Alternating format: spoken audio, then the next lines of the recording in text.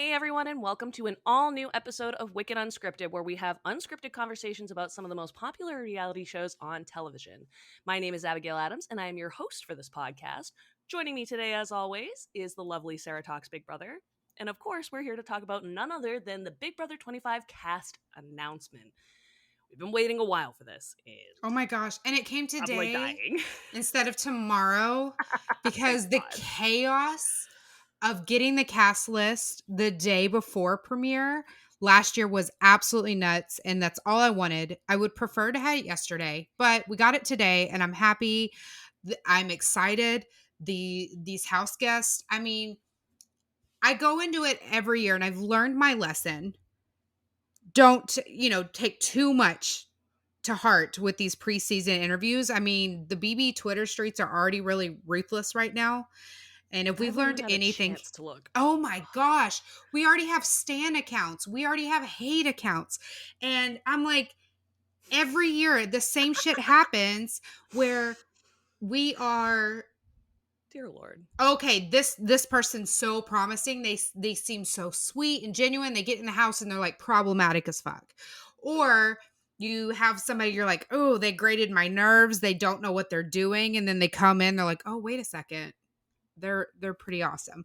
So, we're just talking first impressions here. We're going to do a draft, but as far as like uh, who would I have a stan account for? I am not going to know until at least 3 weeks in. I can't believe people are even committing to a Stan account at this point. Like, I understand even having one when you're just like, yo, this is like my person. I relate so much. I'm not saying that I would do it, but it's like, I get it. But at that point, it's like, we literally have their age, their hometown, their current city, and like maybe a few facts about them. You don't have anything else. And it's like, Mm-mm. how do we go off And like of the interview something like that? questions really don't give us a whole lot. So you're just really getting vibes at this point. Yeah, I don't know. So we're gonna run through all of the house guests very quickly. Then we're gonna go through some of their questions that they all answered, and then we will go through a draft, and we'll explain how the draft works later. It's really, really simple, like beyond simple.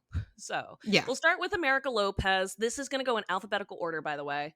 And so we start with America Lopez. She is 27 from Edinburgh, Texas. Want to correct me on any Texas names? You are beyond free because God forbid I I think pronounce you're something right. There's wrong. like a million Texas cities I don't even know about. And I've lived in Texas my whole fucking life. So you do you. If it's Edinburgh or Edinburgh, there's probably one of each. So who knows? Well, either way, she's currently living in Brooklyn, New York, and she And is a. Tennessee, it's not Texas. Is it She's from Ten. Tennessee? Yeah, Is she's it? from Oh, Tennessee. then People has. So I'm reading off of People. People has it written incorrectly.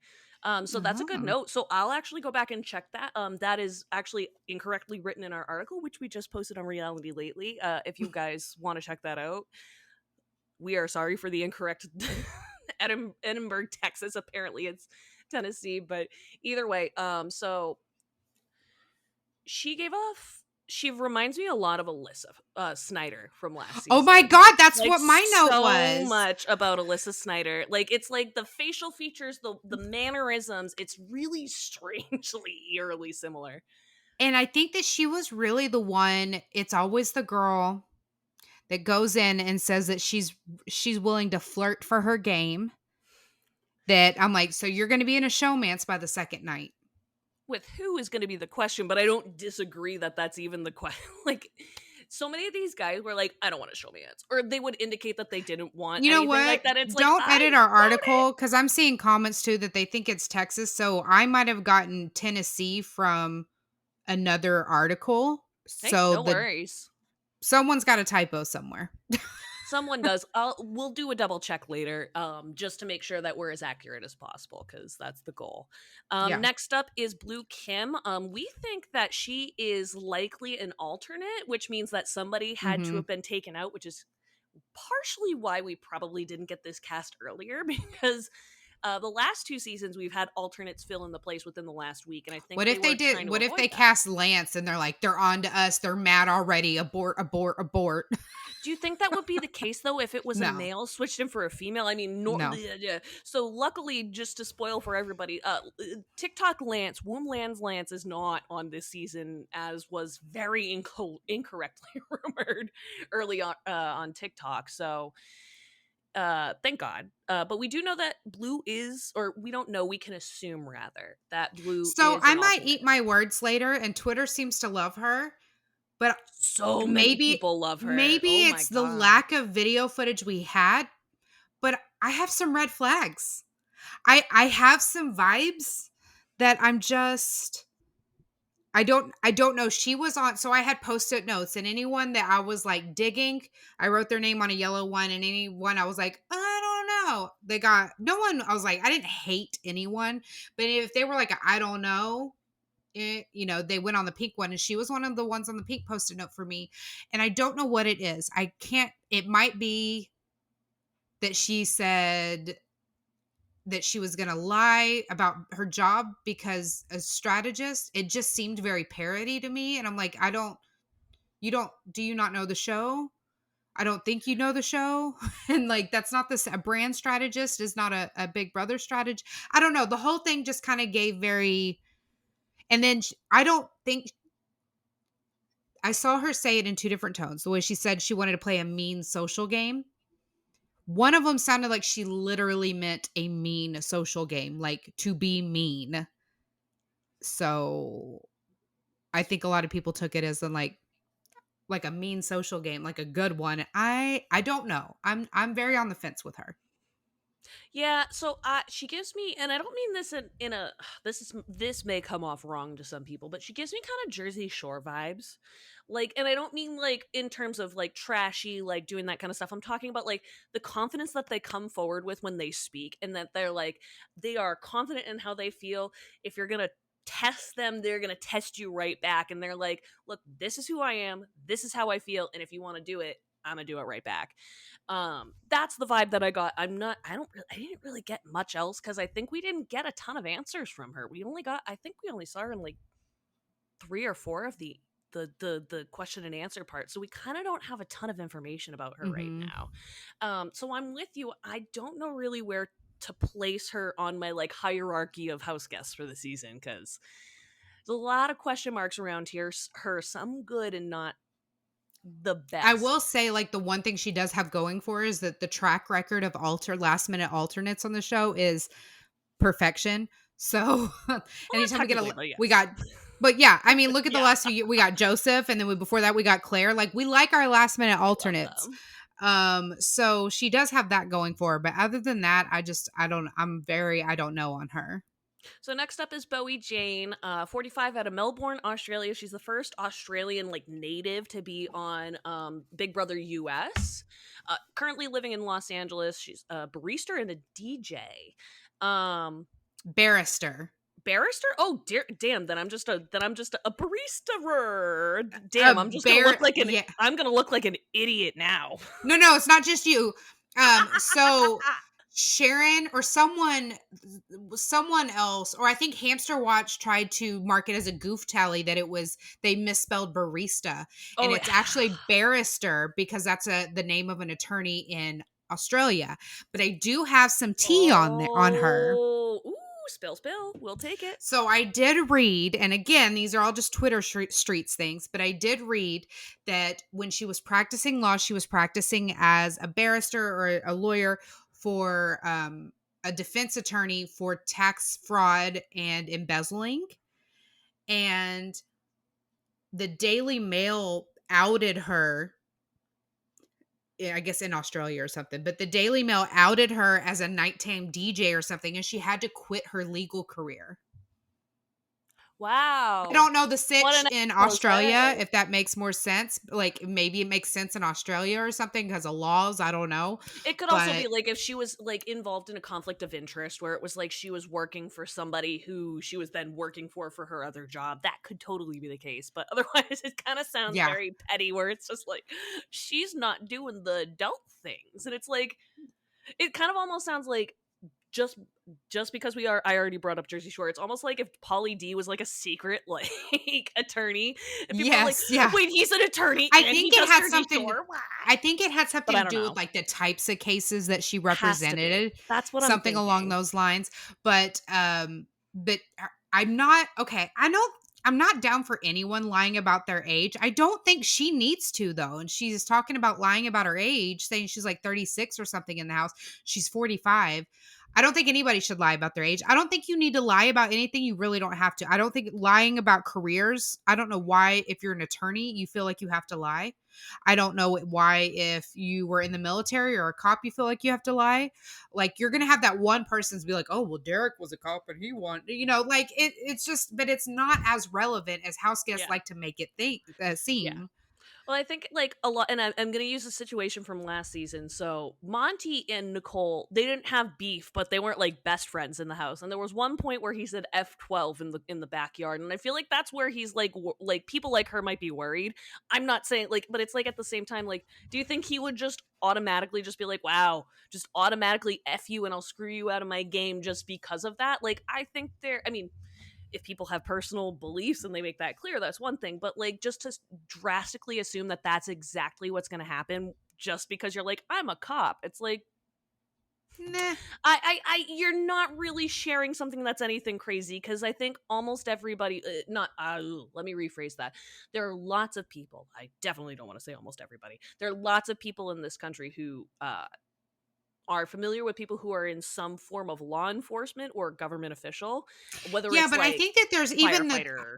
I mean, I get that, yes, to an extent, but for the majority of people, and I know this from experience, and I'm not going to get too much into my personal beliefs, but like those of us who acknowledge and recognize and know that there's a problem with the system, that is one thing versus living in a house with somebody who doesn't have a badge and a gun on them at the time. Like, I can play a game Preach, and live girl. in a house with somebody who doesn't have a badge and a gun and a sense of authority at the time and not like what they do in their occupation. So I don't feel like the cop thing or the attorney thing is as big a deal as like house guests going into the house like to make it. I think now it's just a thing that you do.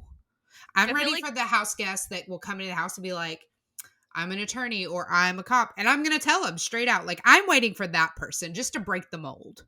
I almost wonder, like, so I'm using my own profession because I'm a journalist, and I can see how this could go. Where they're like, I almost wonder if it goes like this, where they enter this diary room, they're not even afraid of being honest, and then as soon as they get into the line of questioning, it's the way they phrase the questioning where they're going to be like, is there anything about you, maybe like your job or something, that could just make you be And concerned? And if that's they're strong with their convictions, they won't change their mind. But if there are some people who are like, oh, I didn't think about maybe being an attorney might not be savory, and then they like kind of walk themselves back. I don't know. We still don't know it's a ton really about these house relevant guests. with this particular house guest because it's almost all of them have something they're going in lying about. But what was it last year that oh, Brittany lied about being a hypnotist. Yeah, no one What cared. was No offense. Love her, but no Michael one cared. Michael lied about being an attorney, right? Um, Yeah, he did, and it's like, no, I don't think that really would have affected his game. Like, I didn't even look at no. him differently. No offense. Like, sometimes there's even times where I hear somebody be like, "This is my occupation." I'm like, "Well, damn, that kind of changes the way I see how you are playing things." But like, it didn't change Mhm. anything about him. I was like, "Oh, you're still the same player." Yeah. No discredit at him. I think it was good because it took everything that was his Oh personal yeah, life out of it, and Joseph it was lied too. nice.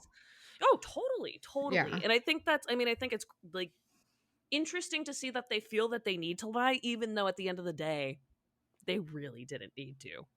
At least in my Honestly, I opinion. wonder how much of that is production too Right. because if you feel like one of the questions on the application is like is there anything you do not want the house guests to find out about you, any secrets you would be taking into the house. And if that's one that you feel is going to make you stand out or more interesting, or if that was something on your application and then you think, well, how important is that? Like for me to get to the next round, that they like that I'm going in with a secret. So that could have something to do with it.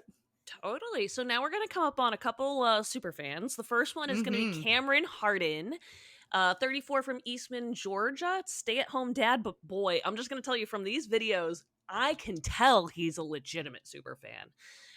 How good he's gonna be at the game, I'm not gonna I say heard someone with say like he certainty. was really boring and mellow, and I was like, What? I just saw exuded excitement from him. I just saw like him trying not to get emotional because he was in the fucking DR room. Oh, totally. I mean, again, we still know very little about these house guests, so I understand if people are gonna like kind of come up on. And I'm not saying anything about him. It's like as we do our research, I understand if like perceptions shift, but like I don't see anything to have like a negative perception of him right Mm-mm. now. Um, Unless your negative perception is that he might be like playing a Dan Giesling kind of game, like then I guess you could be concerned. But like it definitely, and I'm not saying he is Dan Giesling. I'm just saying like that kind of like lay low, but try and be a little bit I of a will say snake kind of shit. this. So, We do have some super fans. oh However, yeah, none of the I to me, I don't think they're the true definition of super fan. I agree. None of them mentioned that they watch the live feeds. And I Yeah, feel like that is so important. Um, to classify yourself as a super fan, to be all engrossed and entrenched in it, even if you don't watch the live feeds and you listen to Taryn's updates, or listen to live feed updates on Sarah Talks Big Brother's TikTok account, whatever. But like, if you are keeping up to date with the live feeds, I feel like that's still relevant in your interview when you claim to be a super fan and you're talking about like, I've auditioned 6 times. I watch the live feeds, or I read all the live feed blogs, or blah blah blah, but like none of them mention that. So as far as using a true term of super fan, I don't think we have any. But Cameron does seem like to be he's like the biggest true fan, or longest running fan, and he's the fact that he's also auditioned 5-6 times for the show, like, it's yeah. pretty exciting. Totally. And I want to go back to America real quick. America was like, I've been watching for 15 years. She said she watched all 25 seasons. And I'm like, I just pray that's just an accident. Cause like, sweetheart, you're already on. And I get that's probably an accident, but like, there were just some You're things talking about that came up. Izzy? No, I'm talking about America. America was like, I've seen all 25. I've watched every season. No, Izzy's different, but America was Yeah. like, I've watched every season, and she was like, and I know the game so well, and she seems so confident, and she was like, I've watched for 15 years, and I'm like, and then her strategy was like, I'm gonna go in and play kitchen. Like she literally was like, I want to get into showmance and I want to sit in the kitchen and make people happy. And I'm not saying that to Yeah. like, I like those were literally words out of her mouth. She's like, I will Yeah. cook for people. I will be in the kitchen if it makes people She happy. And I'm said to like, be sweet and bubbly, but then lie or do whatever it takes. She also, like, her lie. I don't know if we said hers was not sharing that she has an Ivy League degree. no one cares. No one Okay. cares at all. Okay. That just makes sure I'm not trying to be a jerk. Sometimes when these people, and I could say this a little bit about Joe and Michael too, it's like sometimes feel like when they say, I don't want people to know about my thing, it's like, do you just like have that like higher level of pride for your job? Because like I think some people don't I care, think and I that don't it think could be other that. people don't understand.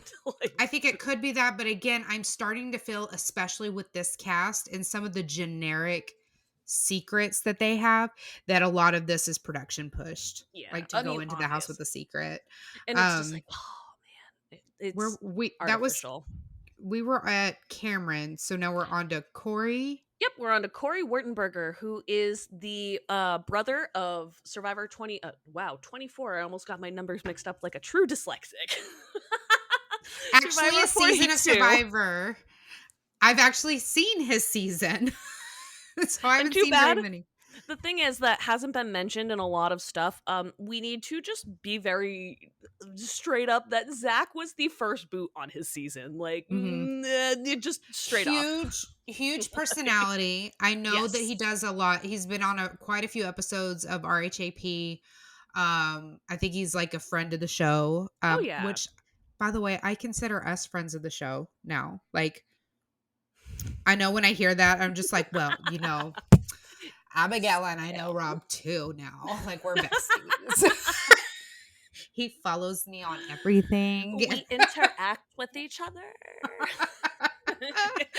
No, um, but it really is kind of fun But because they it's are like when big personalities. yeah, and And it's kind of similar to when Tiffany got on the show when it's like somebody who got from the Big Brother community is getting into the show and it's so fun even if you're not part of the immediate circle that knew them during that time. It's still really fun as a community to really like see somebody who is one of us go on the show and have their opportunity to really play it out. I think that's what we beg for every season is at least one person who knows mhm. the show super well, is passionate about the show and gets a chance to go play.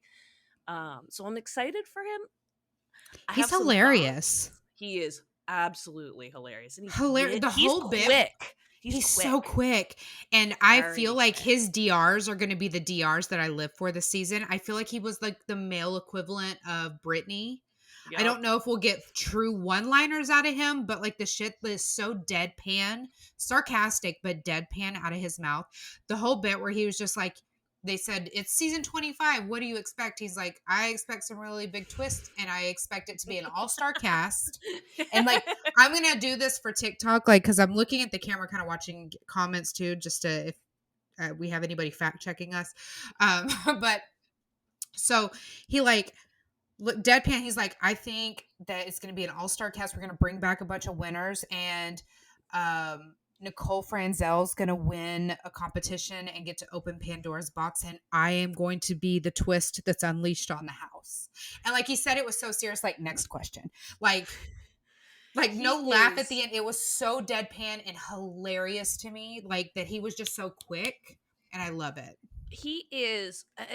I mean, no disrespect to Zach. It's like Zach And had great Corey is who we're charisma when talking we about. I don't know started. if we said Yes, his this is name. Corey.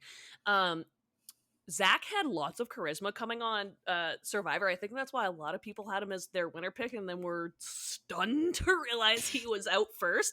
And so that's why I'm like excited to see what happens with Corey, but I'm also nervous for him because if the pattern stays true, he might be in trouble. But unless his host doesn't know anything about his past, there's no I reason don't think for his any past is going to get suspicion. to him. I think that what we're going to have to watch out for him is that if he does too much, I think he's going to stick around for a while, if anything, for the laughs, and people are, I think, are going to connect with him. But he might end up being too much, and he honestly seems like the kind of player that might overplay a little bit. That he might Ooh, get definitely. that a little bit too hyped up, and then that age is going to come into effect, and then we have the Big Brother house effect that we see time and time again, where you're just left alone with your thoughts and then you're turning. I can absolutely see that kind of potential thing with him, Oh, especially because he said he wasn't not interested in winning the first HOH. And I'm like, buddy, that could really be win or lose for you. Like, because we've really seen it hard. before too with like other super fans, and he's not necessarily a super fan, but Our friend Frenchie. he's a big fan of the show, and I think I heard that like Zach wanted Survivor, he wanted Big Brother, and that's kind of always the way it's been. I think Zach tweeted that earlier. um but even that, when you mix that fandom with a high energy, big personality, and let's be face it, like ADHD recognizes ADHD, so like all those things go together, and I think that his downfall is going to be if he can't check himself Yeah, he's going to be an interesting one to watch. He gives me Frenchie vibes to some degree, and I don't a little mean bit. that in like he's gonna be the worst player that just does everything impulsively. Because also Frenchie wasn't the worst; he just did things Mm-mm. that he should have done in week 6 and week He was just, one. yeah, he wanted to make sure he got all of his checklists in. And we God, can say that because he is a friend to our show. he is, and he is a very sweet person. He's literally Yeah. just been like, "Yup, yeah. If I would replay again, that's not how I would have Yeah. handled it." There were also some other factors in there, that played a role, but I think it's really interesting to kind of see the similarities, even though there's a big difference in their age, because like it's like almost a 14 to 15-year age gap in terms of like when like how old they were when they started playing, if I'm thinking Hmm. about the numbers correctly. It might be closer to 10 if I'm not mathing right, but that just could be my math. But still, like it's like at least a decade if not more different in like maturity. And so I'm going to be curious to see how that would pan out if he's put in any situation similar to Frenchie, because he gives me similar vibes and I'm curious to see how that goes. Yeah. Next up is Hassam, 45 from Nope. Minneapolis. Next is Felicia. Oh, Felicia, no, I just wrote. Oh, sorry, I didn't mean to scroll by her because literally she's my We're favorite. going in alphabetical order, guys, by the way. So for those of you in the comments are asking, like, have y'all talked about sunset? We're in alphabetical order. So we have Yes. Felicia next. Sorry, thank you for that because I was scrolling, reading past Felicia, and went to him. So thank you for not letting me forget her because first of all, she is the I oldest got you. woman to ever compete on the show, in the US at least, and also her early interviews that we've gotten give me so much hope. I get Rennie vibes. I don't know if anybody else feels that, but it's not full Rennie, but I feel like the spunk that Rennie gave, plus just like an extra level of toughness. She comes out of the Air Force. She pretty I much just love seems like hearing a her no fucks talk. give. Oh, her voice is Her voice, beautiful. Her it's voice like is so ASMR. soothing. Yeah. Oh, it's so great. And she's even like talking like about tough things and she's like, I'm gonna do this and be really ruthless. And I'm I like, like too that she's you're just like, soothing me to I'm sleep. here and I'm going to take whatever the house brings to me. And she kept saying that, like, whatever it is, I'm going to take it. I'm a little nervous, but we're going to do it. We're going to have fun. And I love that. I love that approach. And we see that approach with Riley later on too.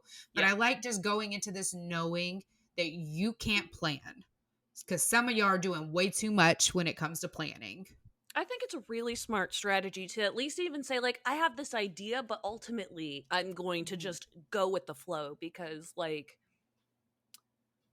there are going to be some people like your Dans and Dr. Wills that are going to go in with a plan that they think is foolproof and sometimes it works out, but like 9 times out of 10 that is not what's going to happen. I mean, we've watched people like one of my favorite examples is Devin from Big Brother 16, Oh who my literally God. just walked in the house and he's like, I have a plan. We're swaggy from 19 Well, or that brings 28 us to skits. our next But it's house like, guest so that we can move on yee. because Sharon said that the next house guest gave her Devin vibes. Yeah, I'm going to actually agree with that too. So this is Hassam. Hmm. Who I accidentally introduced before, the lovely Felicia. He is from Minneapolis, lives in Seattle. He's a geriatric physician. One of the things he said was like, "Oh, I want to like live life to the fullest, and that's why I'm inspired." But then he like literally did like a 180. It was like, "I'm gonna play a ruthless game." Oh my god. It was just like much of what he said. Like he was like, "I want to find my one ride or die." And then I want to split the house right in two. And I'm like, that's a bold statement, assuming And he's you think you gay can and control the house Muslim. that way. He's gay and Muslim. I love it. I love it. I had someone in my comments too saying like, what do you, um, something about like, he's not, but he's white. And I had a comment, I'm sorry. There are white Muslims. Like, I had people talking about the diversity in my comment section too, and they're like, it's clearly not 50-50 because there's 10 white people and 6 non-white. And I'm like, how do you he's define gay how and a Muslim. I do have some interesting like little FAQs though, or FAQs. I don't know what like tidbits. yeah. I do know that he ran for Seattle City Council, and he was in an LGBT indie film called Potato Dream. I Those saw that part. those images are circling everywhere. He is fucking gorgeous, gorgeous. Mhm. um, but let's talk about like as far as game potential. Yeah. I Okay, let's talk about his strategy. His strategy is to get a ride or die. He wants a final two. He wants a ride or die. And then he wants to split up and one have an alliance with one half of the house and the other have an alliance with the other half of the house. They control all the votes all the way to the end. That sounds like a perfect fucking dream. And in what universe do you think it would ever play out that way? But it was so specific the way he played this out. And I was like, in what? I'm sorry. This is, huh? Like, this is very specific of you, sir. I Very, feel but it's just not, that's not going to happen. No, I feel like he's literally looking at it like I'm entering the game as Dr. Will, as Derek, as Dan. And it's like I have this strategy and it's cuz they did enter the house with that strategy, but I think the difference is they were flexible when they knew their backs were against the wall and they knew they had to do something different. And I'm worried that like how strict his strategy is right now, just going in where it's like Hmm. I have to do this and I have to do this and then I have to do this. It's like is he leaving himself enough room to switch his strategy if it's needed? Because He's if you backing come out himself into a playing, corner. he has to be a hard player the whole season if he's going to come out this hard. And I'm not Hmm. saying don't come out with some sort of strategy, some sort of hard play, but like to be this outward, is And concerned. I feel like if he goes in with that mentality and this is the plan, this is the game plan, this is the only thing I have to stick to, then he's going to latch to the first person that he feels like, okay, this is my ride or die. And they're not going to be as ride or die as he would genuinely need them to be for that to play out. That's what's going to like bite him in the ass here. And he might even think that someone's a ride or die, like a Memphis, and really they're not. They're like, like, Mm-mm. it's interesting to see how he might perceive the house based on his own strategy. I'm gonna be really curious to see how he sees things because he might even see things for what they are, minus his own position in the house. I Yeah. almost feel like he might have a good read on the house minus himself, where he's just gonna be like, and then I am king, and it's like, ah, you're so close. I don't know if that's the case, but it feels like it's just gonna be like one of those awkward moments where it's like, I hate to tell you, but you're not doing what you think you're doing in Nah. this house. But Okay, so let's yeah, yes. let's talk about Izzy because I'm the internet is excited. a flutter.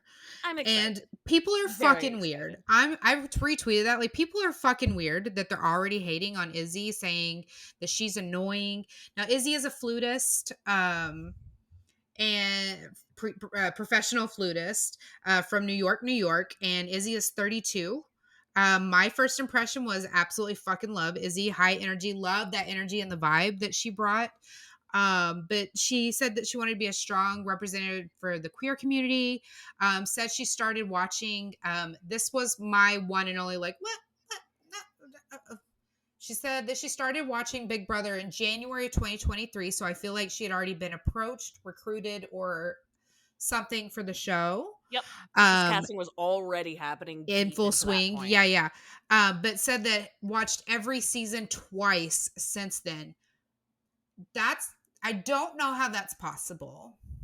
Like I'm gonna because agree because no time. offense, I don't have I've been literally plowing through seasons trying to get through like content for our new site. And when I tell you I've only been able to get through 3 seasons in the last like 2 weeks because there's But so like much stuff to go through. I do believe that Izzy has plowed through the seasons. It might have been Absolutely, like not doubting that.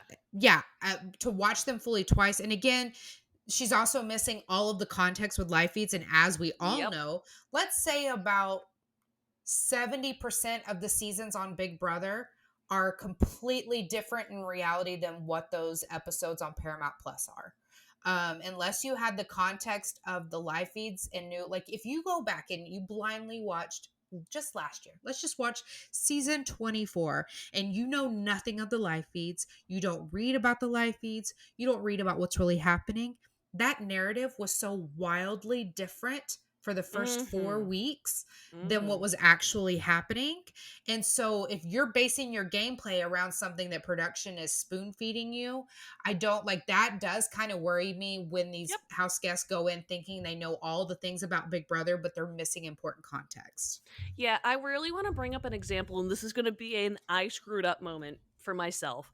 And I'm like open to talk about it because it's like an oh shoot, I should have realized. So when I first started watching Big Brother, like hardcore, it was because my grandfather, Grandpa George, who everybody is, Rest in peace. we love him.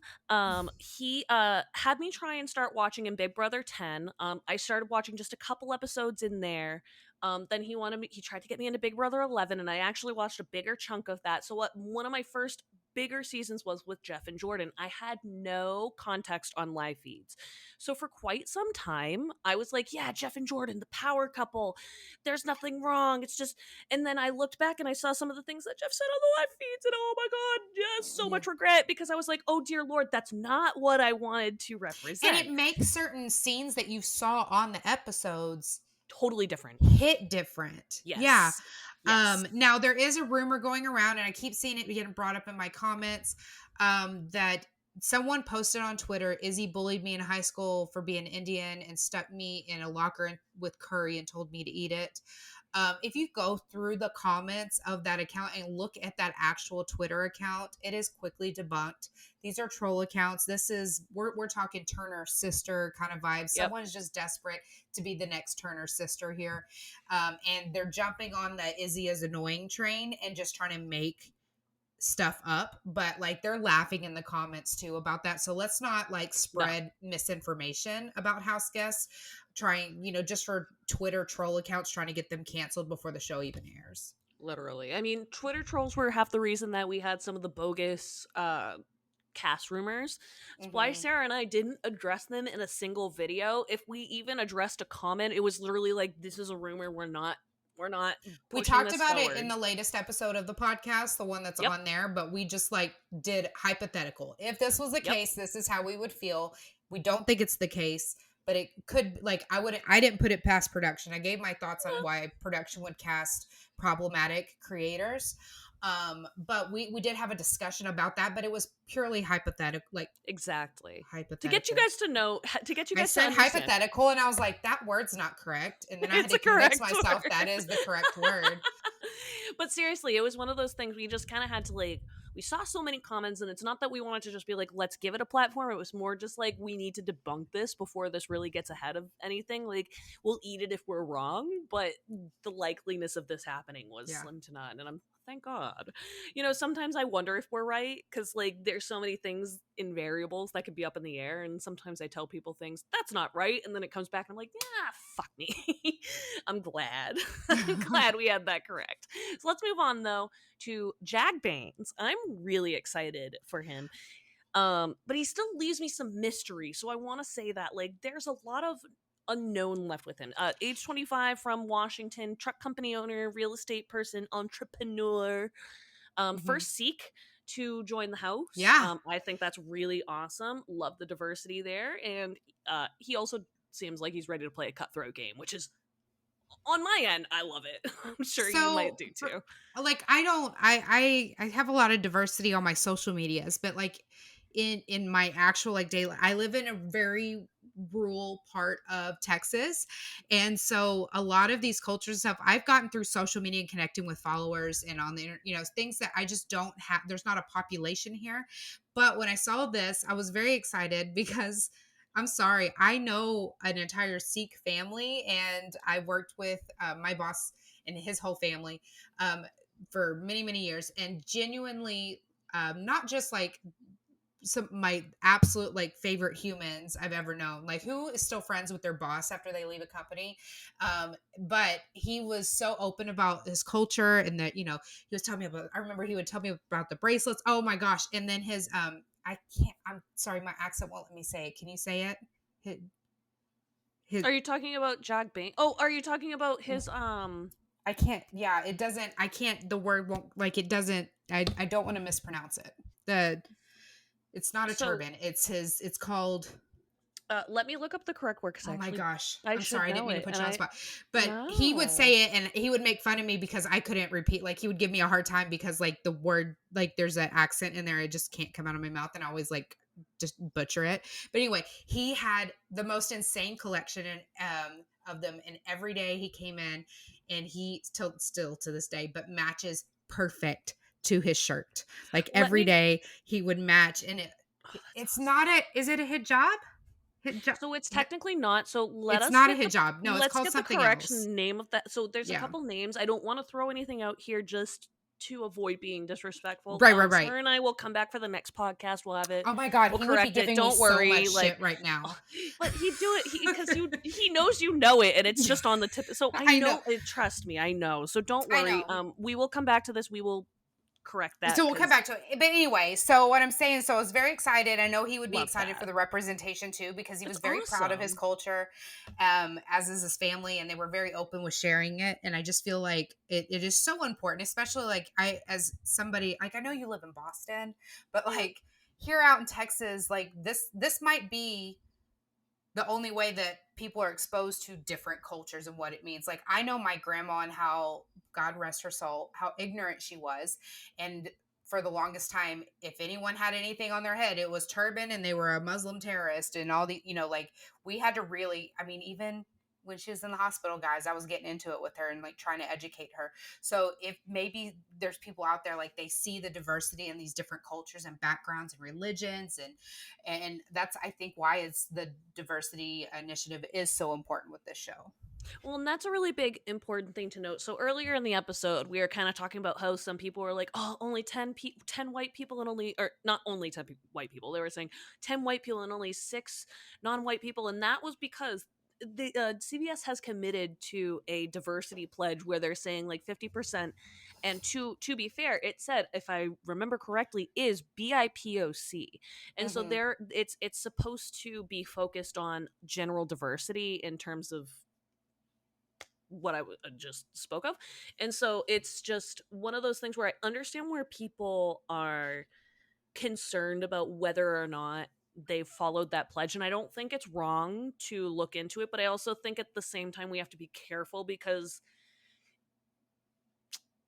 it's hard to like you can look at someone's skin and not understand what's underneath, if that makes any sense. Exactly. Like Or you can look at their skin and not know what their culture, their background, their ethnicity. Like it's Hissam's the it's first one that jumps to my mind, where it's like I think a lot of people look at him and he's just like, oh, this white guy, and it's like there is a lot more under there that there's I don't think yeah. you understand. And I'm not saying that like you like there isn't some sort of debate over like where this line is drawn in terms of diversity, but it's not there. It's not even remotely Um there, in where my were opinion. oh yeah. We're at, So for so we're going into Jag, our favorite.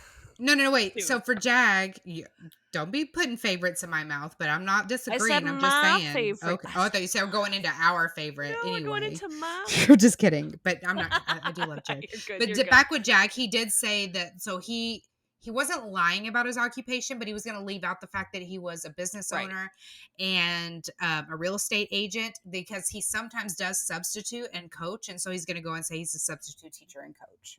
I don't think that's the word. So if people are talking about like I don't want them saying he's a misleading, business owner in real estate. He has money. He doesn't need it. Let's get him out of here. That's a good strategy, you know? right?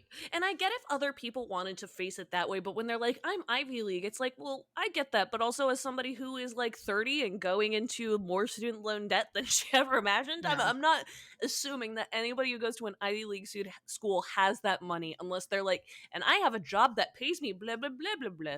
It's like, okay, that's the point where I like make the decision where I know something. Like, I was just rewatching Big Brother 12, and one of the big things that changed people's minds about Lane in the Brigade was them finding out about like his life. And it was because like they were like, oh, he works in the oil business, and they thought that like a lot of it was like him going to oil yards and like figuring out how things like they thought it was a lot of hands-on manual stuff. And what they learned was he was like close to a millionaire who just goes on golf courses and schmoozes people for deals. Mm-hmm. And they were like, oh, if he does that and he makes some decent money, why are we giving him 500,000? It's changed now, but they were at the time, and they're like, why are we giving him $500,000 when he already has money? And like we're Yeah. talking about Enzo, who's coming from Jersey Shore, definitely not It's a so ton of funny. I money. just started that season the other night. I Oh, just you needed are a gonna fix. And love. no, Oh I've seen it. no, I've I seen mean it. like anybody who's no anybody. I mean, I Oh. will. Anybody who watches that season, it is so fun to fall in love with so many different pieces of that season. Like Brittany and Reagan, so much fun. Brendan I and just Rachel, needed to see the so first much fun. episode so I could see her Um, lose her dignity on a slippery wiener. So after the 25th anniversary special, I was like, that's the first episode when that happened. I want to go back and I just like turned it on and watched it's it because so I had worth nothing else to it. watch. She is well, Brittany carried that season in my opinion. I mean, Oh my besides God. Rachel, Brittany and Rachel carried that season hardcore. I mean, Brigade was a close third, which is I think why I consider it like an underrated season. Mm-hmm. Yes, the Brigade definitely ran shit, and I'm not going to deny that. And I think for live feeders that definitely played out as more boring, but like I thought it was interesting gameplay at least compared to And we like got Rachel. So here, let's oh, I talk like know. I know we need to get back to the house guests, but like just in talking about Momentarily. lying going into the house, Rachel lied about being a scientist going in the house. I'm sorry. We all saw Rachel go into the house. Do you think that she could have gotten up there and said that she was a fucking brain surgeon? Do you think anyone would have treated her any differently? Because at the end of the day, she was a scientist, but she's still fucking Rachel. So that was a crazy one to me, watching Rachel's first entry into the house and how she lied about being a scientist. And oh, there was so much for that season. But anyway, I Oh my digress. god, Let's yeah. get to Jared. Buckle up because Let's go to Jared. I'm so excited for Jared. So this is Jared Fields. If you have never watched Survivor, go watch Survivor. He is the son of Survivor legend Sari Fields. She's also, unfortunately, even though she hasn't won a season of Survivor, which is dead wrong. I'm Um, sorry. I've seen series season, I but I love. saw it after Traders because I fell so fucking in love with her for Traders that She's I was amazing. just obsessed with her for She's Traders. And amazing. then you were telling me how amazing she was and all like she was like the best Survivor player to never win the show. Yep. And I Still stand watched by and it. I just oh god, she is so iconic. And one of the best things is she entered her first season being like, I'm a couch potato. I just wanted to come do this. And it was still, even though we knew Sari was a mental master at this game, she still played that role so insane. Every single season where she's like, I'm still that couch potato. And everybody like, look out for that couch potato. She might outsmart us. It's literally like, It is pronounced she Sari, is right? Sari, Sari. yes. Yeah. And so Jared has, if I remember correctly, Jared, now somebody can actually correct me on this, and I'll correct myself. How is I he the believe, youngest of 11?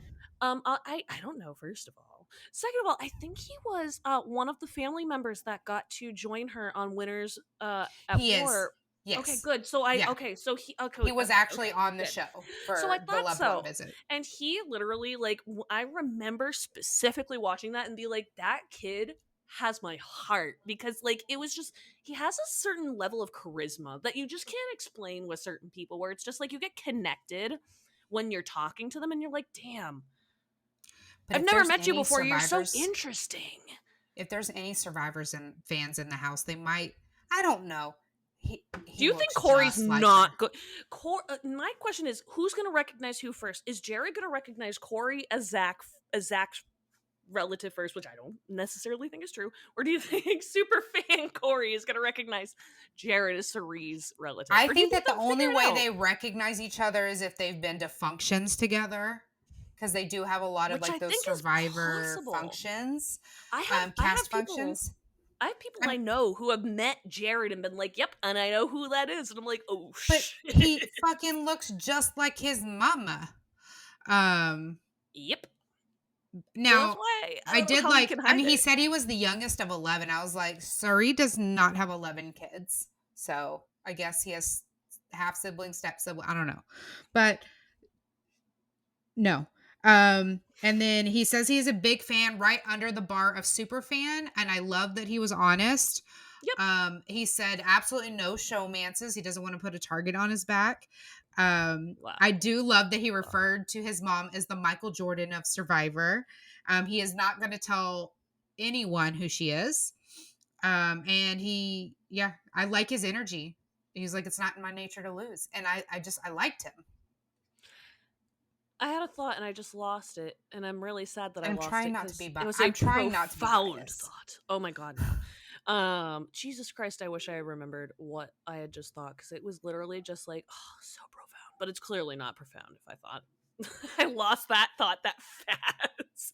If I think of it, I'll let you guys know. But now I'm excited to see what he brings to the table. I hope he doesn't get too cocky because of his mom. But I'm not saying that he's shown that. I I think he don't shows a he didn't show confidence. that. Yeah. Yeah, But he didn't show a exactly. confidence because of her.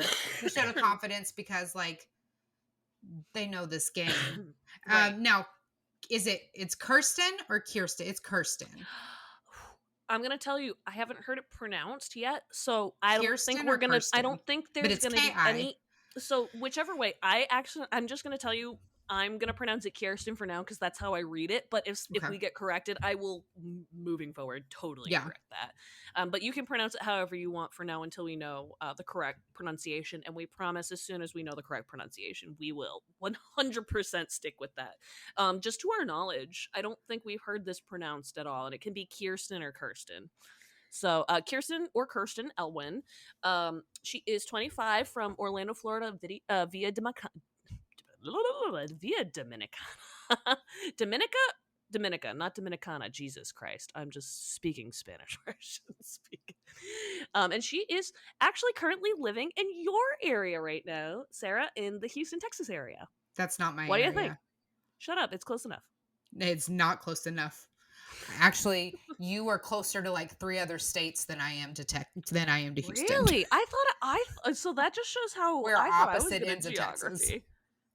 Oh my god, I'm thinking no, you wanna know what I'm thinking is Dallas, and I totally just mixed up Yeah, Dallas, Fort Worth. Dallas is me. Jesus Christ. Jesus Christ, I need to go to I'm bed. nowhere near H-Town. Well, But no, yeah, she was one that yeah. was on my she was one on Jesus, I'm my so dumb. I'm literally laughing at myself for how stupid that sounded. no, you're fine. Holy shit. No, that's hilarious. It's like you're telling me that I live near Worcester, Massachusetts, or like Portland, Maine, and it's like you're so close, and it's like I'm not. So you're good. So she was one that I had red flags all over. Yeah, I hear recruit. She said that she watched BB as a kid. To me, that translates as I heard about it when I was a kid because it was really relevant. Um, when reality shows, I don't know. She's gonna lie about being. She's a scientist, molecular. She's a biologist, just like Rachel. But she said she's gonna say she's a swimsuit designer, which wasn't. How many fucking swimsuit designers are there in the country? Because it's the we've had same like 3 exact. now. It's the same exact story that Alyssa Lopez gave out when she came into Big Brother 23. And I'm then not trying to be a Amira. jackass. Yep, exactly. And I'm just saying it's a pattern. So it's just kind of like if you have this business and you don't want to say your other profession, it just basically comes off as that. I don't know if that's the truth, That but that's just kind of that you're how a it teacher feels. or that you're a swimsuit designer. And I'm just thinking that's a really fucking random career to have.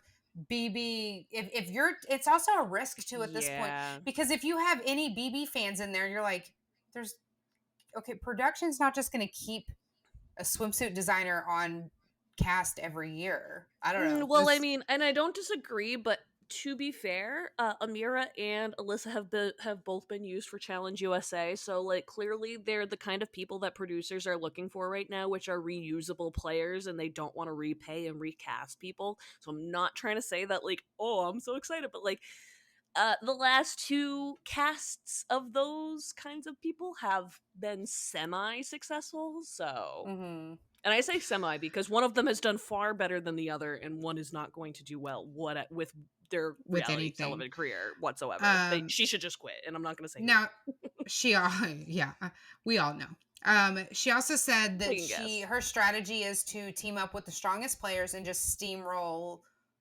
the whole house. And I'm like, So generic. yay. So That's generic. totally the game that we've all been begging to see. I don't like what? What? I will Okay. say there are parts of her that like her personality that give me Rachel Riley. So I'm not saying that like I'm so totally unsold, but I'm with you on the part where I'm concerned where it's like somebody who's been recruited, right? I haven't had enough time to go into Mhm. every single one of these people's Instagram pages yet. Uh y'all can bet that before this this We're episode discussing Kirsten. we will be doing that. We're going through, by the way, I've seen a comment in here. We are going through these names in alphabetical order. So we are down at Kirsten and we are about to start with Luke in a couple minutes. So if you My want to catch up, final that's where thought we on are. Kirsten, I will say, like, yeah, there's just a Yes, we're lot of red drafting. flags here. The steamrolling strategy that she wants to do. She says she's gonna win because she doesn't take no for an answer. They just seemed very like forced questions. I don't know. There's something about her that just Didn't hit. we've no, it doesn't hit. And then we've seen her time and time again. Again, like I said, the top of the show that I I could be eating these words by next week, but pre-season interview first impressions are what they are. A lot of them are going to do complete 180s in the next 2 weeks. So, but this is just what I'm getting from her right now. She's stunning, Oh stunning. God! And if she proves me wrong, I will eat my words so happily, and I will just be Hmm. like, "Prove me wrong." I want to because like it's fun to watch. It's fun to watch people hold some of their game back in these interviews, and then maybe like they're not going to be anything, and then they like give you the middle finger and they play a damn good game. Like I almost love to be wrong in those senses because I'm like, Yeah, you fooled me. I thought I got you figured out. for sure. Um, so the next one up is Luke Valentine. This is another one that has some people. Okay, that tells everything. This one is another semi-controversial one. He's and I mean controversial in the lightest way. We don't have tons of like controversy, but we have like debates. He's 30 from Weston, Florida. Before we go any further, I want to make sure this is very well noted that he and Corey are both from the same hometown. I Mhm. want to make that so clear, just in case they're like, ha ha ha, there's some reason that they know each other. And it's like, then, you know, they love to play that shit, though. You know, they love to be like, oh, surprise, somebody that I know in the house. And it's like, wow, I didn't see that on Big Brother 5 or Big Brother 17. Just such a novel concept. So I'm just Sorry, I looked up and there was a comment that that says Luke is Knuff. Stop it. Okay, if you're looking at his picture, he literally because literally he I looks fucking like, love you guys. oh my god, he looks like the Barbie doll factory pooped out the Oh, wrong kind of Ken, and they were like, well, here you go. oh my gosh. But he doesn't look bad. It's just like they're like, this isn't the correct parameters. Here you go, take him. He's an illustrator. I mean, he seems like he was so There's a as comment someone I who need to read. suffered as someone who's for what suffers with ADHD and like, oh, squirrel, shiny thing, blah blah, like all the time. I had a hard time keeping up with him. And I'm Yeah. like, what are you wait, did they ask you what twist you thought was gonna happen? You said you were a fire sign? Like what are where are we? Can we also talk about, he looks nothing like his photo in the Nothing. DR? Like Nothing. literally, like, I'm sorry, please give us something that looks semi similar to what we're gonna be watching. Like, you can't do to Jen what you did to Jen in Big Brother 8, where you take a photo of her just being like semi like, hey, and she's like, why is this the worst photo of me ever? And then literally take like the most sexy photo of this man. And then when we see him, and I'm not saying he's not attractive, but like you see him in like full sex mode, and then all of a sudden you're watching him in the DR and he has these glasses and his hair is down and it's not slicked back, and it's like, which cast member are you? I had to look for a second and be like, Oh my god. are you Wish.com the version same of Ken. one? I'm not getting mean Oh, about literally. I'm not getting Literally. I'm not getting mean about him only but he just No. he kind of stressed me out. He was all over the place. I think he's kind of full of shit. Just first impressions. First I might love him. I might have a Stan account for him next week. I don't know. Ooh, But these are no. just my first impressions of him. I was just like I don't know, and I'm sorry I'm making another Vanderpump Rules reference here, but he Do it. just really seemed like early days Jax to me, where he was just like kind of stressing me out, kind of all over the place. And but who knows? I'm a live feed cover. He might be fucking gold for the feeds. So I don't know. We pray. We pray. We've got a couple more interesting people coming up. We have Matt Klotz. He is, Mm-hmm. and I literally love this occupation that they've listed for him, Deaf Olympics. And I know this is exactly what it is, but it's awesome. It's Deaf Olympics gold medalist, and Mm-hmm. he is the first hearing impaired house guest to play on the U.S. version of Big Brother. So he's from Cameron Park, or he's living in Cameron Park, California now. He's from Baton Rouge. Um, I gotta say, if I was in the house with him, so there are people, I've watched reality shows where they've had hearing impaired contestants, and Mm-hmm. I think in those seasons I wouldn't have picked up on it right away. But eventually I might have been like, oh, maybe there's something, but I don't know if I Mm-hmm. really would have. Nothing about the way he presents himself would have given that to me. So if I was a house guest, I would have had no idea. And I only say that because he's like, my secret is reading lips. So it's obviously he's going to be Yeah. honest about like, hey, I have a hearing impairment and this kind of stuff. And I think that's going to be not part of his game. He's just going to be honest and just be like, hey, this is who I am. And I think it's I interesting that he I might like blow that up. him.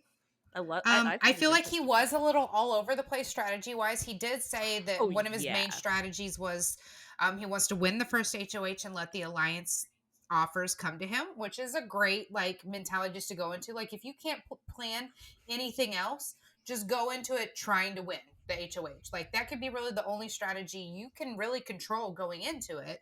And even then, you don't know what the comp's going to be, but you could at least know, like, whatever it is, I'm going to go for it. Because a lot of people throw the first HOH. So that is like a plausible strategy to have.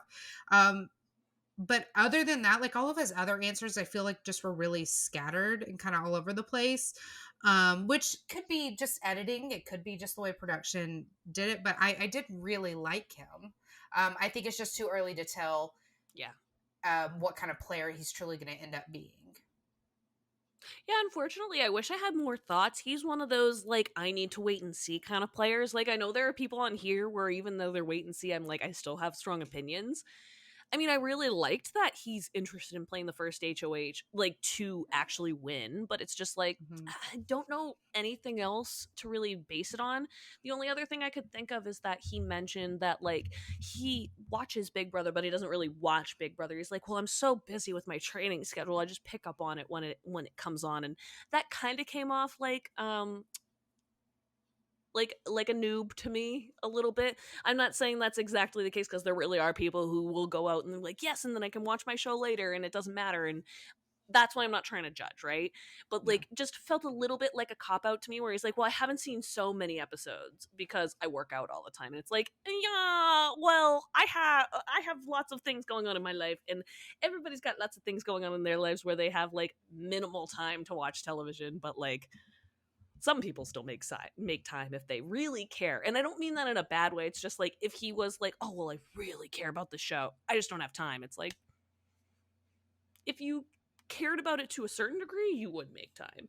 And I don't mean that in a bad way. It just might mean that he's a casual fan, and I don't think that there's necessarily anything wrong with getting casual fans on here as long as they semi understand the show. Like that's Yeah. actually to me all that matters, because I don't care. I'll throw Monty under a bus. Monty Taylor last year drove me nuts because literally within the first 72 hours, it's like, so are we having an eviction tonight? And it was like Sunday. And I'm like, are you fucking dumb? Do you not know how this game works? Like, I get if you don't know how some of the days work and you're like, it's like a Tuesday and you think it's Sunday. You haven't even been in the house for like Yeah. 4 days. You're not having an eviction. If you don't understand how this game works, like, don't come on. And they give them an opportunity to watch a season. And that's my thing is like, so if you can't figure it out when they say Sunday, Wednesday, Thursday, or Sunday, Tuesday, Thursday, depending on what seasons you're watching, it's like you should be able to figure out what the weekly schedule is after a couple episodes. So that's my take. And I don't think he's in that category with Monty Taylor. I think he actually is like somebody who does semi watch the show and understand it. So I want to give him that little leg up on him. But the Monty Taylors are the ones that I'm just like, yeah, I don't trust that. It doesn't seem real. So one of the next people that we're going to talk about is Nicole Hayes. I pray that that is how we pronounce her name. That's another name that as soon as we get a proper pronunciation that we will get McCole. corrected. Is it McCole? I've seen it as Nicole for I just heard that's how Sharon was pronouncing it. So, oh, that's cool. um, Well, I only know Nicole Hardman for the I think it's like oh, but Kansas City Siobhan is saying Chiefs. it is Nicole. Is it Nicole? Okay, either Okay. way, we will make sure that we clarify that on the next episode as well. I'm gonna go by Nicole for Shervana in the now. comments said she went to school with her. Ooh, Very cool. love that. We always love that kind of tea. Mm-hmm. So if you ever want to tell us anything you know, please let us know. She's But one that really I want to intrigued do me. unbiased. So before Oh, Shavana starts totally, spilling tea and telling us what she thinks of her, let's say first impressions really quick. So totally. on it, I'm gonna be okay. So she said she wanted to play because of Xavier and Taylor when they inspired her. She just got married. She said that the wedding was expensive. She used to bring them bacon home. But I like that she said like play like a politician, kiss baby, shake hands, and Yes, stab you in the back. I loved it. Loved loved that little that. energy about her. Um, Says that she is a mixture of Brittany, Tiffany, Janelle, Taylor with a mix of Tyra Banks. I don't know which Brittany she's talking about. I'm assuming it's Um, Brittany Haynes. but here's the thing. Do you know what I'm not okay. Let me tell you my initial impression. Like, I do see some similarities from past house guests from her, some recent ones. I'm getting the BB23 Whitney, the BB24 Indy archetype from her. I can agree. I apologize. I Okay. just took a slice of pizza in my mouth, thinking you would talk a lot longer. Oh, I I'm sorry. apologize. I think that there's like a certain archetype or like a fit, and I see Indy, I see Whitney as like outspoken, but fun, lovable. Everyone's gonna get along, but like will be loyal to a fault to her Yeah, alliance. So if anybody is not in her alliance, like she might be cutthroat. She might be some of the one that we're like reporting. And I don't. These are just like vibes and first impressions. I could totally. absolutely see her like talking shit with the girls about somebody that's outside of their alliance. Um, and I'm not saying that like in a necessarily a problematic way, like it has been in certain instances in the past. But I'm just saying like she seems like she's going to be that fiercely loyal, here for the girlies. Maybe some male, like some men alliance members, but like I feel like she's going to be a little cutthroat. Um, and they all say that. They all say they're willing to do whatever to win, but I actually feel that from her. Yeah, I agree with that. And I just, I think it's going to be interesting to see how she and Kirsten diverge, because I feel like a lot of their answers, the way they were played out, were very like similar, and I feel like they're very different people. Like I feel like they both kind of teetered the line of like wanting to share their strategy but also not wanting to share their strategy, Mm-hmm. and I'm excited to see the difference between them because I can already tell they're wildly different players. It's kind of like being like, what's going to be the difference between these two blondies, Luke and Matt? Like, I'm curious to see how they're going to, like, they have a lot of people that are very similar to each other, and I'm very curious to see, because it's on the surface, right? And that's why I'm Yeah. interested to see, like, what they're going to really, like, bring to the table as a human being, because I think they're the potential with this cast to have a Big Brother 10 type cast. I'm not saying it's going to be like that, but there's Mm-mm. potential for it to Definitely potential. to be really interesting. And that's why it's like when you see a lot of people, like, because one of the things that I'm looking at is like Nicole and Kirsten kind of remind me of April and Keisha, where they're not exactly the same, but they kind of like represent like the blonde girls who are kind of similar and they have these kind of similar ways, and they are such different people on the inside. Even though they have like very similar reactions to things, they're very different people. And that's kind of why I'm curious to see how this plays out. Because if we can get like an April versus Keisha kind of thing where it's like Mm-hmm. you get two very similar type people who have very different personalities, oh, that's Yeah. what we love to see on Big Brother. Are We we have two gonna more go people to on? go. All Yes, we're gonna right. get two more Two, to go. two, two more that are very much being talked about all over the Twitterverse. Let me Very introduce you much. guys to Red. So, for those of you who watched Big Brother Over the Top and remember good old Cornbread, if Cornbread and Donnie had a baby, it would be Red.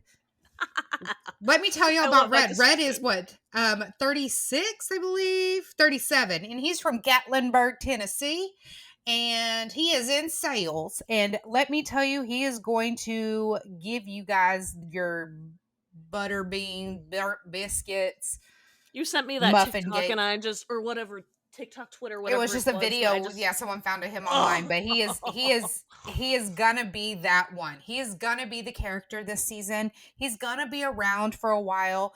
He does seem like a cool person. I will tell you, I did find out some things leading up to us recording tonight. Blindside, butter beans, all the things. But anyway, I did find out a couple things. One, he has a joint Facebook account with his girlfriend, who is apparently a lot younger than him, and that is causing quite the stir on the internet. She is legal, Ruh-roh. but there is a lot. She's fresh out of school, I Uh, believe. the fact that you had to discern the fact that she was legal She is is legal. concerning in itself. Yeah, she legal. She legal maybe by a year or two, but so that is concerning people. I don't know. He seems really nice though. She graduated in 2019, y'all. 2019, Oh and my I god, feel old no. as fuck. No, But because I'm not he's I'm my going to age, age my y'all. I'm going to age myself. Okay, so if he's your He's age. 37. Okay, do you want to I'm know how old 36.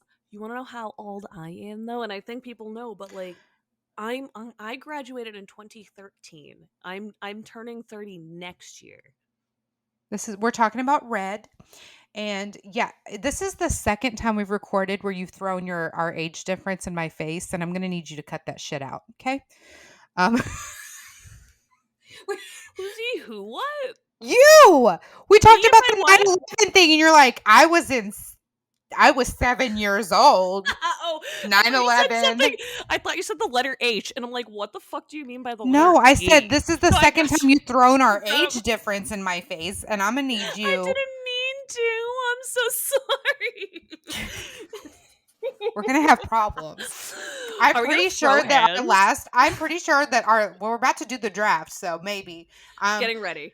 but and I told y'all this is the season of Unfiltered Sarah. But in the last episode, go listen to it. We talked about the 25th anniversary Please. season. We talked about 9/11, and I was talking about I was a freshman in high school, and she was like, I was 7. And I was I in think first grade. I think I was pretty. I think that's the first time on the podcast I've ever told you to fuck off, bitch. And I'll accept it though, because like we've had discussions about age before, and even in my industry I'll bring it up and people are like, absolutely rotten fucking hell. Like I bring up as my fun fact whenever I introduce myself to my new job, that like I don't know how it comes up, it's like my favorite shows are like Big Brother and Jersey Shore, and people are like, oh my god, I watched Jersey Shore when I was in college. I'm like, yeah, I watched Jersey Mhm. Shore when I was in high school because I thought I was cool. And everybody's like, fuck you, and I'm just like, I'm sorry. I'm So sorry. so Just yeah, there is do an it age again. difference. There is an age difference between Red and his girl. They have a joint Facebook account, which honestly is a bigger red flag to me than the age difference itself. I just have certain feelings about joint Facebook accounts. I don't want to offend I any of feel our you. listeners, but Hardcore. there is an implication there when a couple has a joint Facebook account, that they have a joint Facebook account for a reason. And I did see the meme from him that I cannot repeat because we are live on TikTok right now. But there was a recent meme that he shared that had to do with things I can't say about, but he I just wanted to like him. how you know when you're doing it right. And Oh, let's be honest, I'm not saying that the meme is incorrect. no. But that's just a very interesting thing to share on Facebook, so I feel like we're going to get some interesting live feeds from him. Well, it's And also in then terms of like when he shares that and then he has a girlfriend of his age or whatever, if she's girlfriend, fiance, wife, whatever I don't know. partnership they Well, might have. their joint Facebook account, they do share the same last name, so I don't know. But he did say, as far as the oh, we have a poll. Okay. Um So, anyway, what he said about the show, that he wouldn't say he's a super fan, but like it was kind of one of them things that they watched sitting around the dinner table, family time with Survivor and Big Brother, and he did watch those. And then recently, he did get back into it. He said he doesn't have any secrets to keep. He's kind of just hesitant whether or not he wants to share his age, but that's about it.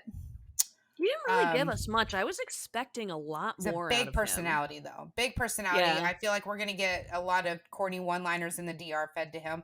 Like we all know, like, Blindside yeah.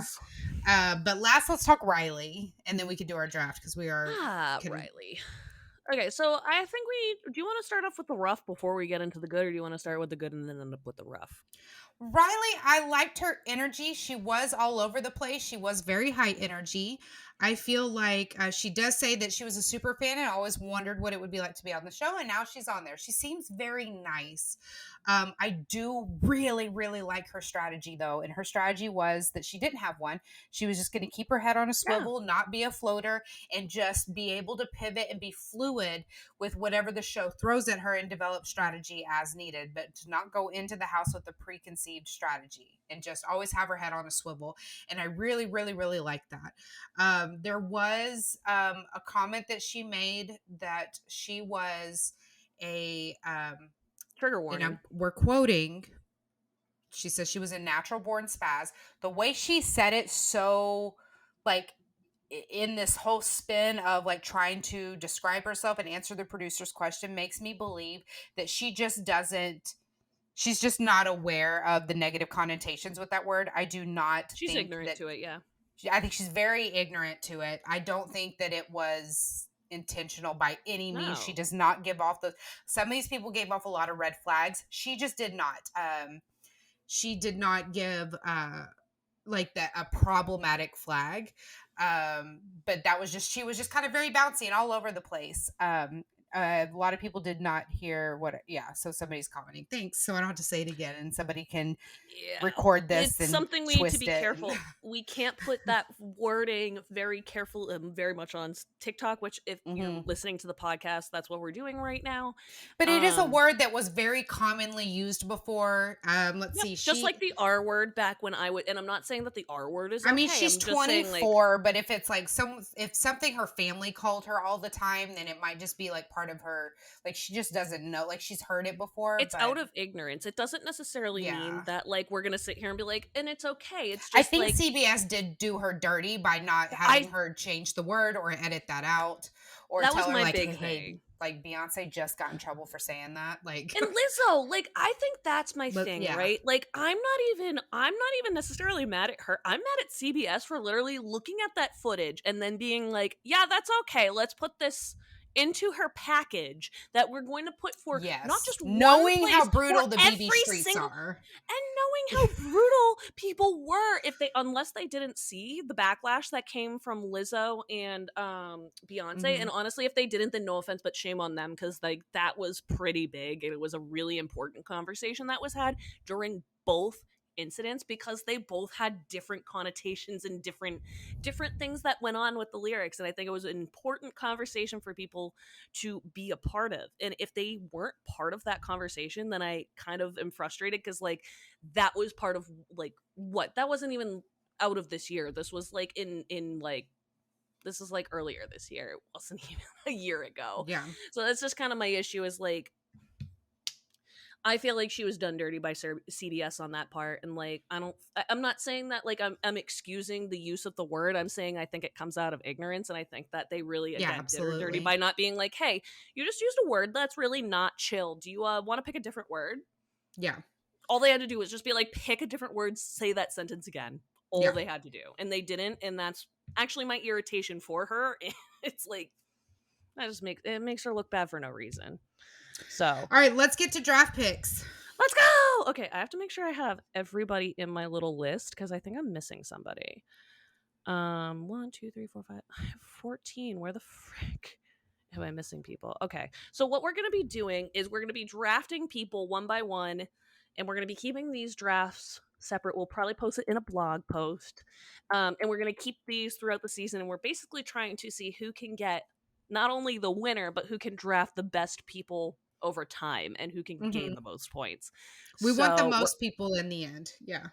and so we'll tally up points. We'll let you guys know how that gets tallied up in the next episode. But for now, we are just going to make our picks. And so we're basically, since there are 16 house guests, we will get 8 people per person. Yeah, and we're just Um, gonna go back and forth. We're not gonna do any of that like yep. seesaw shit. Okay. Nope. Um, It's just going to be she picks somebody, she lets me know why, vice versa. And then we'll let you know when we go to round 2, round 3, round 4, and whatever. All and right. So I'm who's gonna your. go first because Abigail likes to remind me how old I am, so I'm gonna pull rank and say age before beauty here. Um, You win. Normally, I would argue with that, but like I've busted your balls enough that I'll give you this. I'll give you this. I admit it. that's right. Take it. Right. All right. If you So take my my first first. person, I'll cry. If you take them, I'll cry. If you take them, I'll cry. Yeah, I'm gonna take Jared. Okay. Not that I'm thrilled that you took Jerry, but like I'm not. I'm not mad. I'm taking Not Jared. actually. I want Jared in here. I think that he's going to get along great with a lot of people in the house. I think he's going to go in and hopefully just kind of flow in. I feel like I'm kind of hoping for an immediate bond and alliance for him if he is recognized by someone else in the house. But I do feel like he has potential to at least make jury. So I feel like he's a safe first pick. Love that. Well, I'm gonna steal with my first pick. I'm gonna take Jag. I want Jag with my number 1 pick. Okay. All right. Nothing. I don't want anybody to touch it. It's mine. Okay. I know he has a lot of mystery to him, but a lot of the things, I know that's a really like ballsy first pick, but there's a lot that I like from what I heard from him, and I think it's partially because he kept a lot of the stuff a mystery. He gives me a lot of Dan Giesling vibes, and like I'm not saying I don't expect him to be the same, but just very similar, and I like it. So that's my first pick. All right, we are on to round 2. Who do you Okay. take for your second pick? Cameron. Ooh, I want damn. Cameron. and he's the super fan. He's a stay-at-home dad. I just got great vibes from him. I don't know like longevity wise, but he's one of those picks where like I hope he makes it to the end. I'm gonna root for him to make it to the end. However, I just want him on my team because I love him. Well, I'm glad you took him because he was going to be my person after this person that Okay. I'm about to take. So thank Okay. God that you didn't take my next pick, which is Felicia. I'm taking that Okay. girl. I love her. Okay. I want her to be my number 2 pick. I know that is ballsy. It Again, is I ballsy. love taking ballsy picks, but like Like it. she gives me Rennie vibes. Like, and I know she's worried about her age in the house, but I really feel like she could be a contender in this house. I could really eat my words. I know I could, but I get a really good vibe off of her. I love her energy. I love what we've seen from her so far, and I'm willing to take the risk on my number 2 pick with her. So, all Okay. right, Oh, round my next 3. my next one is a very ballsy pick because I do feel like he is high risk, but I also feel like he's high reward. He's either going to crash and burn or he's gonna take it all, and I think that's gonna be Corey. Ooh, interesting. That was not. I mean, he was a little high up on my list, but I I didn't think even go Corey for is a few either more going to be picks. an early boot or he's gonna make it to the end. I don't think there's any in between with him. I don't even think it's like, does he barely make jury or does he just make jury? I think it's like he's either cut really early Mm-hmm. or he makes it a decent. Oh, Yeah. that's. Yeah. I'm with you. I think that's a great pick. All right, this is where it gets interesting for me. I really the next people I'm really in the middle on, so I'm gonna start making some ballsy picks. I think Okay. next 3, my number 3 pick. People may disagree, but I'm gonna take Izzy. Okay. I like Izzy for this We're number getting 3 to the point spot. now where I'm like, don't take my next Oh one. no, literally, I'm literally looking at my list and I'm like, don't take, don't take, don't take. Okay. Okay. So number 3 is Izzy. I know Izzy has not watched live feeds, but I think and I'm hoping that their knowledge of the game so far is going to really help them in the long run. So fingers crossed. All right, who's next? Okay. I'm gonna go with Riley. Are you really? Yeah. Yeah, Riley was not someone I was going to pick. No offense, so you could take her. Yeah. I'm gonna go with her. There's something about her interview that tells me that it's gonna be completely different than what we see in the house. But I do feel like the fact that she is aware of the game, she understands the game, and also knows how fluid she has to be, gives her potential to be more adaptable than some of the other house guests.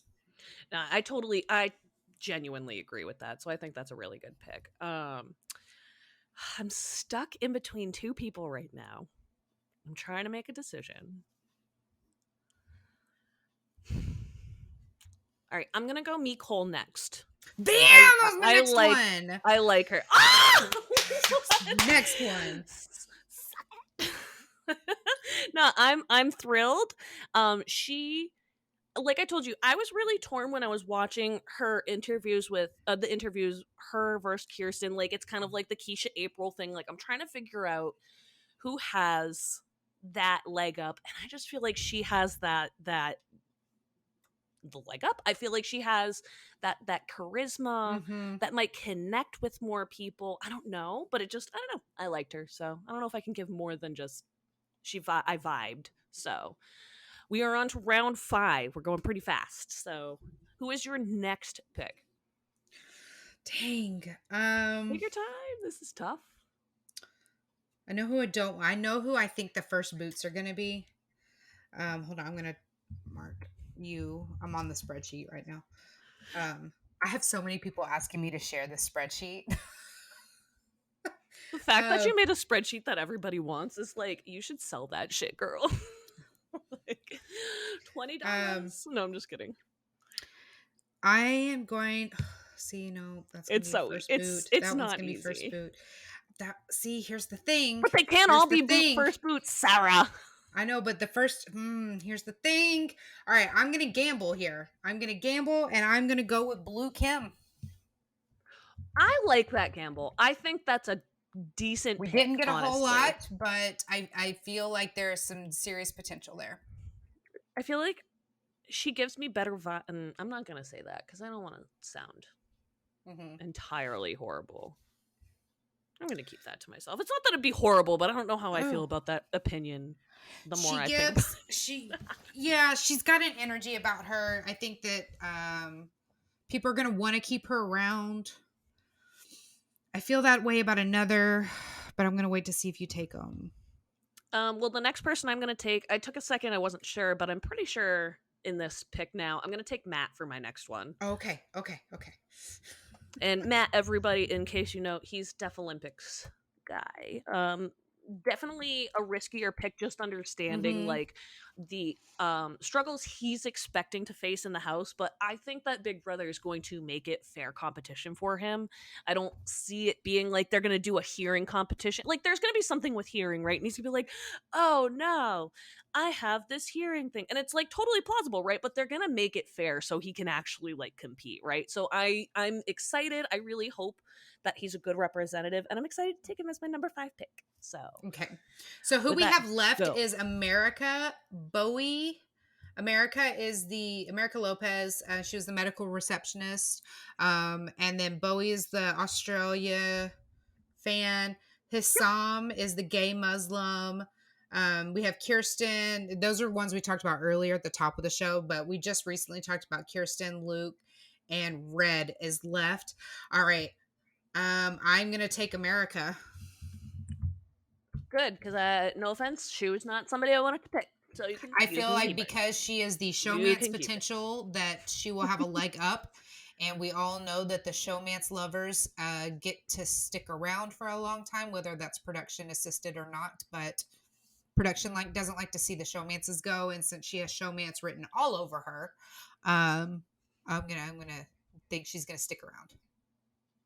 So this is going to be another ballsy pick, but on my end, I'm going to go with Hissam. I know he has a lot of like he is very confident in his game, and I don't know if Mhm. I'm confident in his game. But He to could be walk in the fair, house and completely throw it out.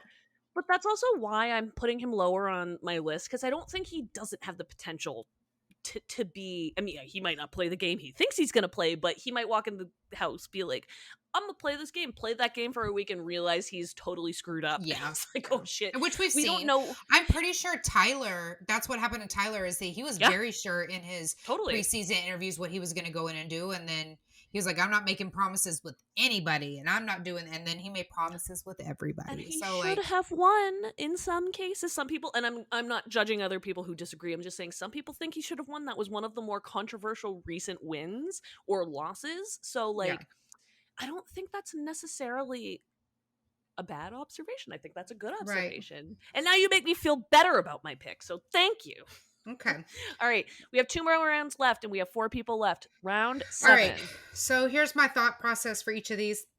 Um, I really like Bowie. I just don't know if there's longevity potential there. Yeah. Kirsten, I feel like I told you there's just some, I I feel like we're gonna have some of them TikToks and live feed updates later that I'm not gonna like giving.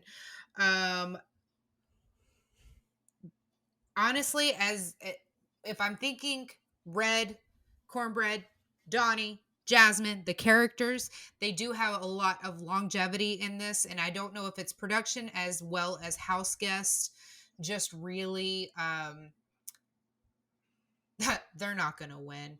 And keeping them around to like be a shield. You know what I mean? Like No, totally, totally. I mean, no it's one Donnie was to a worried about T. Jasmine. No one was worried about Donnie. No one was worried about Jasmine. And they stuck around for a very long time because of that. So, Sam, there's another one. So, I do feel like the characters do get some longevity in the house. However, as people in my comments want to point out, if I do take Red, that means I have America, blue, and red on my team. And guys, I'm the least Are you ready? patriotic. I'm the least patriotic person you know. So for that reason, I'm gonna No, pick you're gonna Bowie. stick it. No, you can't stick me with it. Because unfortunately, one of us is getting stuck with the most of the America. No, fuck you, Sarah. Fuck you. I love you, but fuck you. No, I love you. I'm grabbing Oh, Bowie. okay, damn it. I literally deleted Red off my list, and now I have to fucking put him back on. So you get to choose Stupid. between Kirsten, Luke, and Red. All right, so this is interesting. So I know you're going to disagree, but I'm taking Kirsten. I have Okay. better vibes from her than you do, so I know you're probably not like mad that I'm taking her. So I'm gonna Mm-mm. take her. I really like her, and honestly, I'll say whoever you pick for this last one, I'm not necessarily mad about who I get because I think both of these players, both Luke and Red, have potential. I couldn't tell you where they land, and I also understand the concerns behind both of them, at least to start within the first what, like 12 hours that we've had this. It's not even been 12 hours. But yeah, um Okay. yeah, so that's who I'm going with, and you can pick the deciding vote. So whoever she picks I get stuck with. So All either right. if she So I picks guess Red I get Luke, I think and it's vice Team versa. USA here because I am going to go with red because I do think Luke is going to be first boot. I mean, I get it because Luke gives very similar. Like, there are so many people who have gotten first boots similar to Luke, where I'm not judging. I'll take them, but I'm not necessarily mad. Is he my favorite person? No, but if we're talking about like we're drafting people who can win, if he can fix himself a little bit, let's do it. All right, so my list, and Sarah will read her. So my draft list is the following. Number 1 is Jag. Number 2 is Felicia. Number 3 is Izzy. Number 4 is Nicole. Number 5 is Matt. Number 6 is Hissam. Number 7 is Kirsten. And number 8 is Luke. Who'd you got? All right. And I have America, blue and red. Which are we going to see Team America 2.0? Well, I'm sorry, we have to. And if I you just I drafted kind of all have of a Team America, goodbye. Here's the Like, thing. I have a theory fuck. about this, by the way. So blue is an alternate, but I do not think it's coincidence that we have America, blue and red in the house. I do not think that's coincidence. I I want to say that we are doing Team America 2.0 and that those aren't their real names because I've yet to see social except for Reds. But if Blue isn't Blue's real first name, I don't know. Maybe it's just a theory, but I haven't looked too much or done too much digging. But that is too big of a coincidence also for Blue to be an alternate, a last minute trade in. That's That's just a too good point. coincidental. Unless the person that dropped out was like, and I'm using somebody's name who's been on another show. If everybody knows Mike White, that's what I was gonna say. Is like, unless they dropped like a Mike White in there, and then Mike White got caught with things that he was allegedly caught with on Survivor, and then he was told that he can't be on the show, and then Well, they're and saying then Blue they is the picked name somebody on your else. socials, but I can go and change my social name within a second. So if production's Yep. like, hey, you're going to be a part of this twist, And I don't know. to add to that, if anybody's watching Claim to Fame, this wouldn't be the first time that production would say either you need to change your name or somebody goes to production being like, I want to change my name. Because if you're watching, um, and you've watched anything from last season or any part of this season, actually, I think it's about to come on if it's not on right now while we're recording. The Um, fact that it has an E at the end too, I'm sorry. I've seen the name Blue before, but it's always BLU.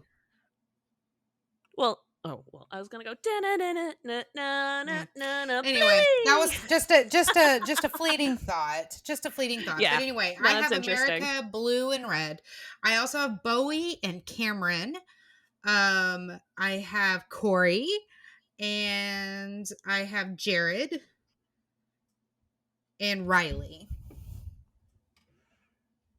Awesome. Well, I'm going to wrap this up because, first of all, we've gone way over what I expected, but we had a Yeah. great conversation. But And Luke also, just my started a phone poll is to see who dying. has the better draft Classic. picks, and they're all saying you. Oh no, no, nope! I just pulled in the lead. I love it. Hold on, we got 2 minutes. We'll check on the poll in a minute. Honestly, also maybe we'll put these draft picks up in our on our blog, and we can put a poll on our blog and see if you guys want to just answer from there. And we can also talk about it after the first episode, after the first eviction. We can kind of talk about it whatever you guys like. We will have another episode coming out later this week after the first episode, so we can kind of reconvene. Thank Also, you for make the sure you rose. guys are also going to the website and subscribing because every week, like it can't, especially in the beginning time, like weeks, it's very hard to keep names to faces. So I'm gonna be updating in real time.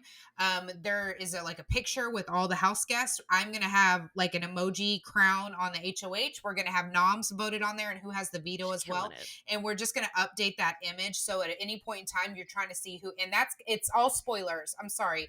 Just heads up, if you are on our website, it is spoilers. So we're gonna know who has the veto. We're gonna know who the nominations are before you, if you're just relying on the show. So if you want spoilers, go to the website and we'll have all of that information there as well as here on TikTok. Exactly. So with that, I would love to, and sadly, wrap up this episode of Wicked Unscripted. This has been so much fun, though. Hold on, I want to see who wins the poll. No. No, we don't finish the poll yet.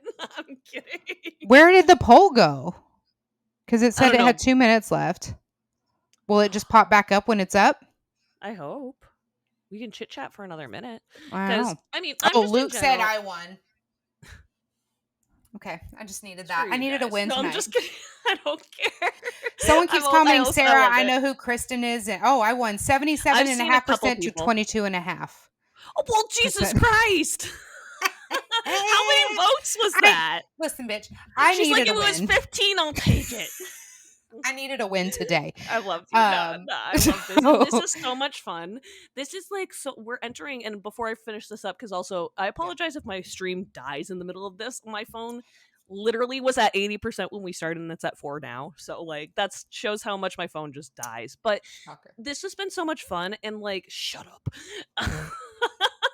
But like, it's so much fun. I'm so glad, and we're entering like a full year 3 together. Like, but this is like a full year 2 almost, because like the first year we are kind of just mutuals covering like together and just kind of being friends, and last year was our first full year like together, and this is so great, and I'm just so excited to see what comes out of this. It's already been so much fun, and it has, but it's already been so much work, and so like I'm just stocking up on the C4 energy drinks, and I'm ready, guys. I got all sorts of earbuds charged and ready to go.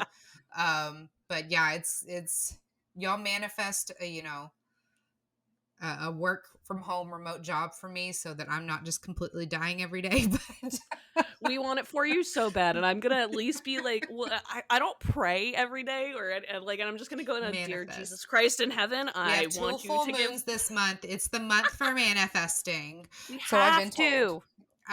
So the podcast will be up. Abigail's a whiz with these, so I'm sure tomorrow is that Lofty? Yes. I'm literally gonna have it. No, I'll have it up in the morning. Normally, I can be sometimes slow because life, but no, this is too important for me to be slow on. So, no, this is, and then we'll be back for premiere night.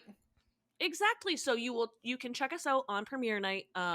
We will be going live, I'm assuming after the show, unless you want to go live during the show. I don't think we've really talked about that much. I think I kind of want to absorb the show on my own and then come in after. So we'll do at least an hour long breakdown after the show. Could be longer, but we'll give you guys that amount of time and we can just chit chat.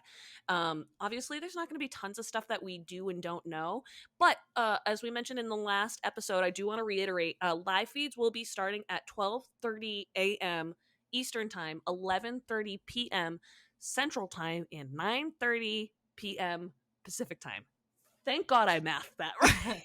And the name of the podcast, the name of our podcast is Wicked Unscripted, and you can find all of the links to the everything is in my bio. Our website is realitylately.com. That's where you're going to find our house guest breakdown, the interviews, the pictures, our theme theories. Everything is going to be posted on there, as well as live feed coverage. I will be tweeting from the Reality Lately Twitter account, and it will be posting to the website as well. So instead of working for Jokers like I used to, I'm actually going to be doing this for realitylately.com. So make sure you go to the link in my bio and save all of those there. Sorry, I had to put my phone in this very awkward angle to end the episode, but it's because otherwise I was on 1% and I would die. Don't want you but to with die. that, literally story of my life, trying to cover this show on TikTok. But anyways, that wraps up our episode of Wicked Unscripted. Tune in early next week, though. Or early next week. Jesus Christ, I didn't change this. We're already off to goofs on our own podcast. We need our own goof tally. We really do. The Hamster Watch should just run it for us, but I joke about that. Anyways, so tune in later this week. I apologize for thoughts on the season premiere, and then next week we will run through our thoughts on the first eviction. If you like what you hear, don't forget to subscribe, rate, and review the podcast. If you, in the meantime, want to follow us, you can show your support on Twitter and TikTok, and soon on Facebook and Instagram. We're just kind of in the middle of a bit of a switch right now, but we're getting through this. Um, you can also check out the show on Reality Lately, as we had mentioned, and you can find more on the blog throughout the week. If you want to find us individually on social media, Sarah can be found by searching Sarah Talks Big Brother on TikTok and S Super Sarah on Twitter and Instagram.